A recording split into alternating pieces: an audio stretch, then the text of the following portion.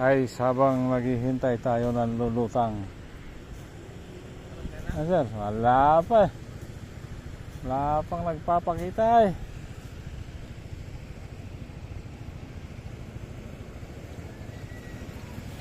Ano mainit kaya? Ay, mamaya yan, maglilitawan na yan. Ayun nga guys, habang naghihintay tayo ng dalaga, no? Iba tayo ng kwentuhan. Yung nagtrabaho ka, nag-ipon ka dahil iniisip mo magninegosyo ka. Kahit maliit lang na tindahan. Ngayon, maliit na tindahan tatayo mo nung nakaipon ka, nagtayo ka ng maliit na pwesto sa tabi ng bahay mo. Bumili ka ng materyales. Dahil isip mo, maliit lang naman na tindahan, okay lang na itayo. Hindi papansinin. Ang ginawa mo nung lagyan mo na ng mga naitayo mo na, kanyari nakakatatlong yero ka o 4, pinakamalaki, nadingdingan mo na, tapos nagawa mo ng mga estante, tigil ka na muna.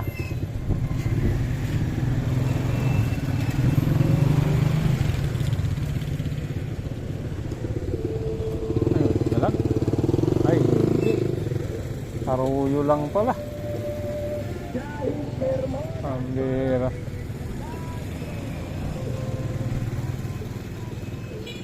So, nung nagawa mo na nga, natigil ang trabaho mo dahil kinakapos ka na sa budget. So, trabaho ka na naman, trabaho. Tatabi ng kaunti sa natitirang sweldo. Tatabi ka, yung sobra sa konsumo nyo sa bahay, talagang tinipid mo ng tinipid. Hanggang nakaipon ka ng mga, sabihin natin, mga 20 mil. Ang nangyari, namili ka na ng para sa tindahan mo. Yung mga paninda, groceries, mga kung ano-ano. Dinisplay mo na sa estante mo. Opening ka na. Ilang araw pa lang, napansin na may tindahan ka. Pupuntahan ka ng taga-munisipyo at ka nagtitinda ng walang permit. Ang gagawin mo, pupunta ka sa munisipyo, maglalakad ng permit. Akala mo, ganon-ganon lang na pagpunta mo doon, makakakuha ka ng permit. Pagdating sa permit section, hahanapan ka ng building permit. Samantalang itinalayo mo, nag-extension ka lang sa bahay mo, binubungan mo ng, sabi mo ng 3 yero, tapos diningdingan mo ng plywood. Akala mo okay na, yung pala sisitahin ka. Ayun, pupunta ka sa City Hall, dahil sininta ka, kukuha ka ng building permit. Ay ang building permit hindi naman libre yan, may bayad yan. Pagdating sa building permit section, bago ka isyuhan, hahanapan ka ng building permit at saka occupancy permit. Siyempre pag may building permit, kailangan may plano. Mangyayari, gusto mong magtindahan, yung puhunan na iniipon mo para sana sa tindahan mo, malalagas yan, kulang pa yan dahil magbabayad ka pa ng arkitekto para i-drawing yung isang ilaw, isang saksakan mo, o sabi mo ng 2 saksakan para sa ref ang isa, para sa charger yung isa. Tapos hahanapan ka pa ng sanitary permit sa sarili mong bahay. Ang nakakatuwa doon ka na nakatira sa bahay mo, hinahanapan ka pa ng occupancy permit. Nakala mo naman ay mall ang itinayo mo o isang grocery store. Baga, ang kategory mo na ay business. Kahit ikaw ay micro business, wala. Sa madaling sabi, mapupurnada yung gusto mong maghanap buhay. Gusto mo lang magkaroon ng extra income para sana pandagdag sa kinikita mo sa pagtatrabaho. Imbis na ang inaasahan mong gobyerno na magpapagaan ang buhay mo, na makakatulong sa'yo para umangat ang buhay mo, ay siya rin gobyerno na magpapahirap sa'yo. Bakit? Dahil ang mga nag-i-issue ng mga permit na yan ay sa gobyerno yan, di ba? Sangay ng gobyerno. Ang mangyayari, mapoprostrate ka. Ang puhunan na nilaan mo para sa pagtitinda ay kukulangin pa sa pagkuha mo ng mga permit na yan. O dahil desidido kang mag-permit, mangungutang ka ngayon.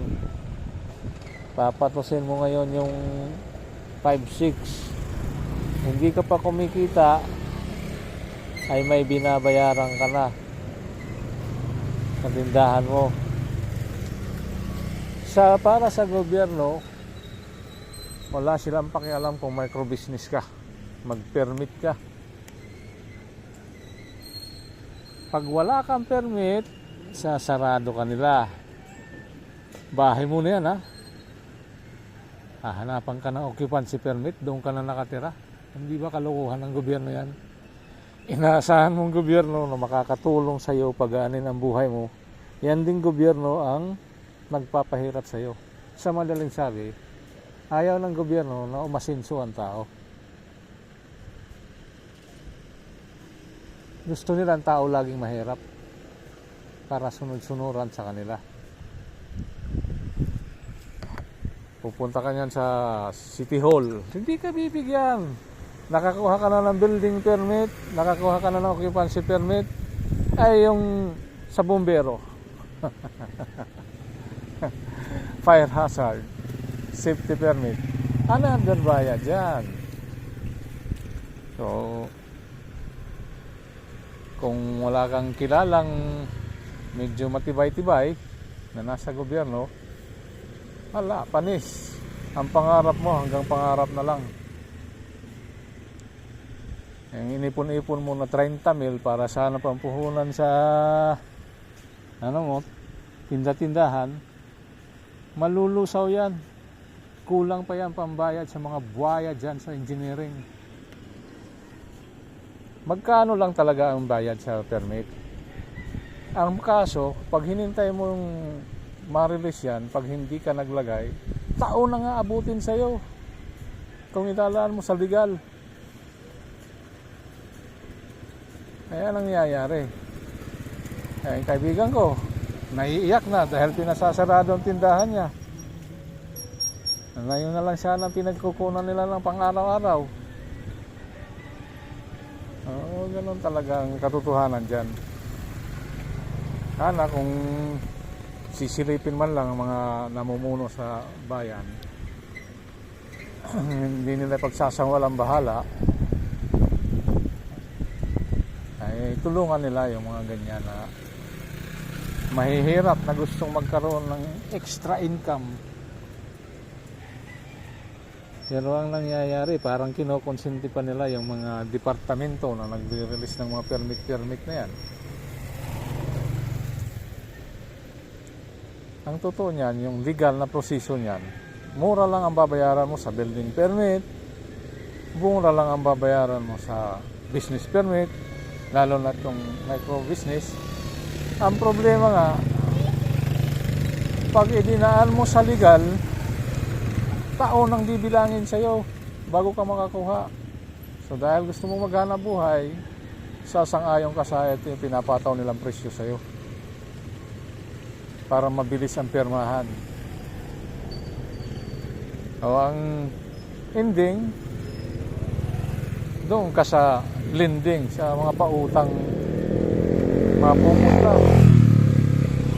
Para lang magka-permit ka, mangungutang ka. Hindi pa kumikita ang pinapangarap mong tindahan, nagbabayad ka na doon sa inutang mo. Ganyang kasama yung palakad dyan sa gobyerno.